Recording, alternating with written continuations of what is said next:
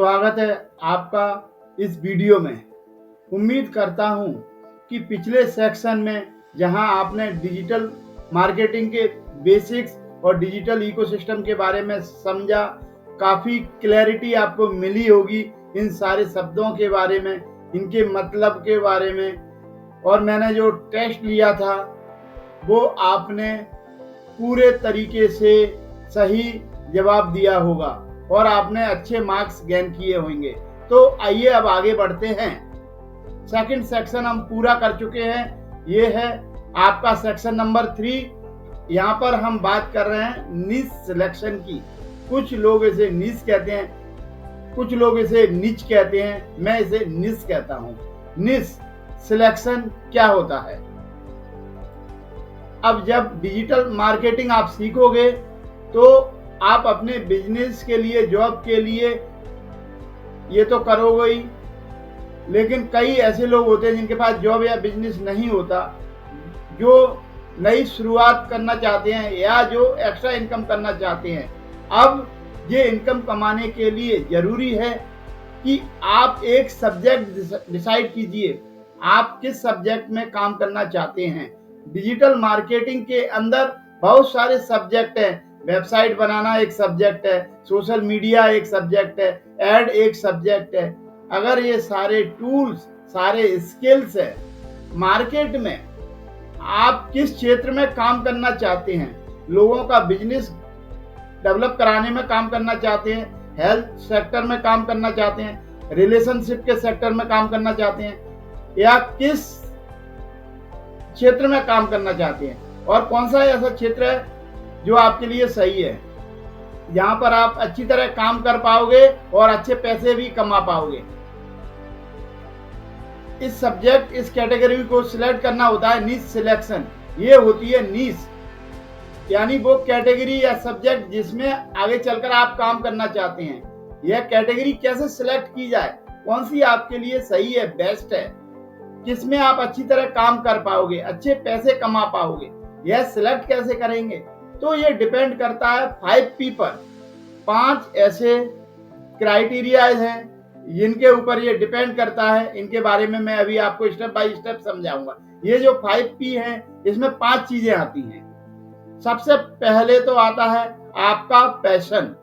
आपका पैशन यानी आपका इंटरेस्ट किस प्रकार की चीजों में है, आपको क्या करना पसंद है। जैसे मेरा पैशन है टीचिंग, मुझे सिखाना पसंद है।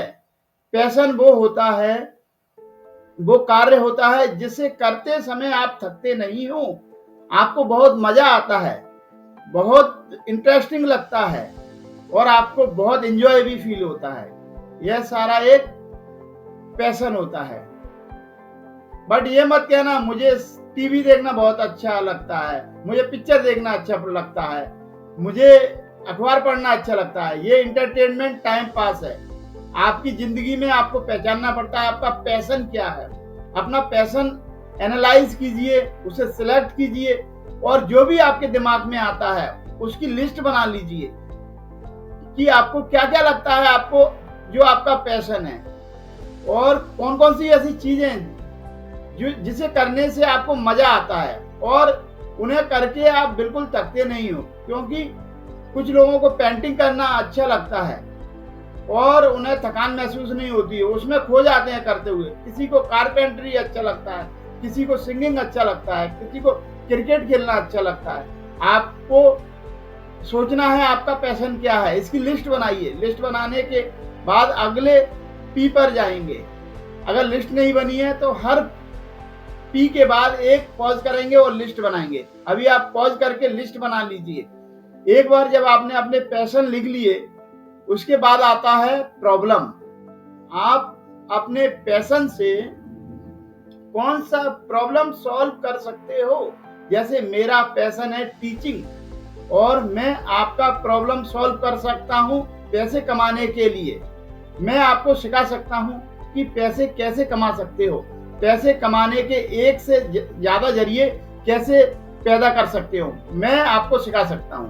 कोई पेंटिंग से बुक बना सकता है। जो भी आपका पैशन है जो भी आपका पैशन है उससे आप सामने वाले का कौन सा प्रॉब्लम सॉल्व कर रहे हो। फॉर एग्जाम्पल, किसी का पैशन है एक्सरसाइज करना, किसी को एक्सरसाइज करना बहुत पसंद होता है।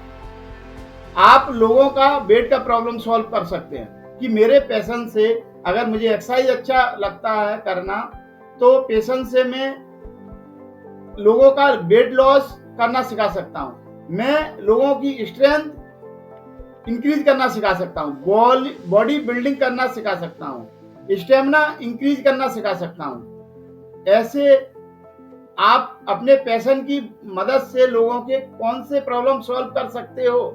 हर पैशन के सामने ये प्रॉब्लम लिखो।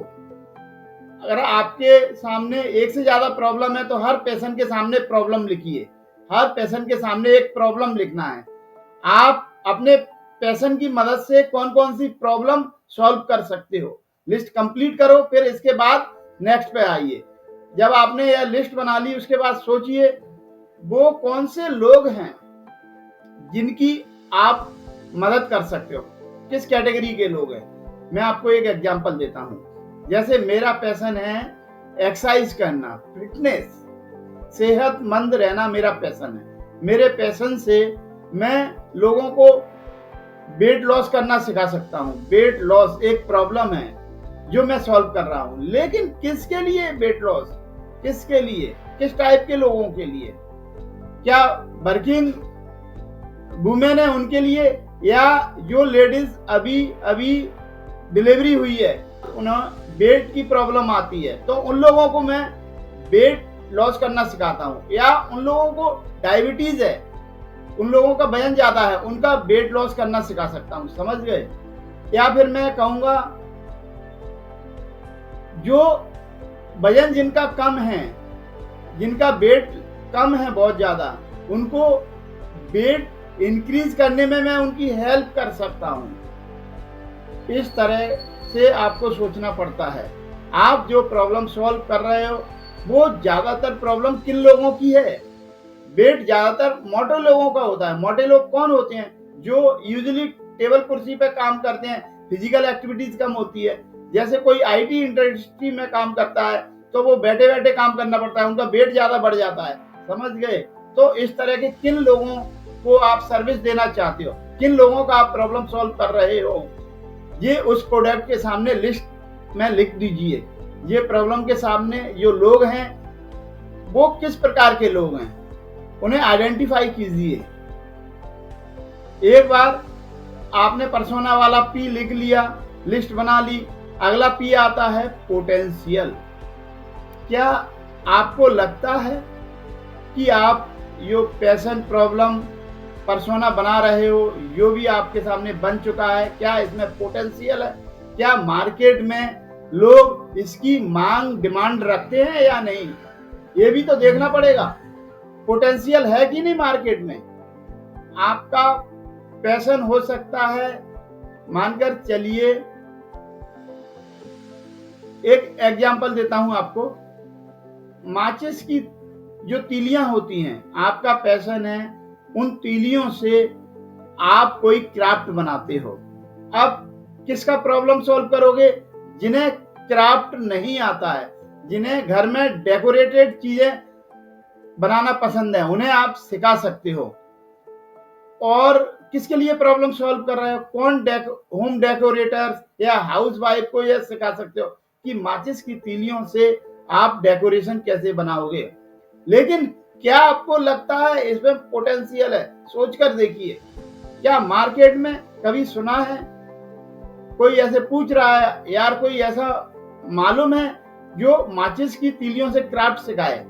तो आपका पैशन कोई प्रॉब्लम सॉल्व कर सकता है, पर्सोना के लिए भी कर सकता है, लेकिन उसका मार्केट में पोटेंशियल है या नहीं? ज्यादातर लोग ये सीखना चाहते हैं या नहीं, ये भी आपको चेक करना पड़ेगा।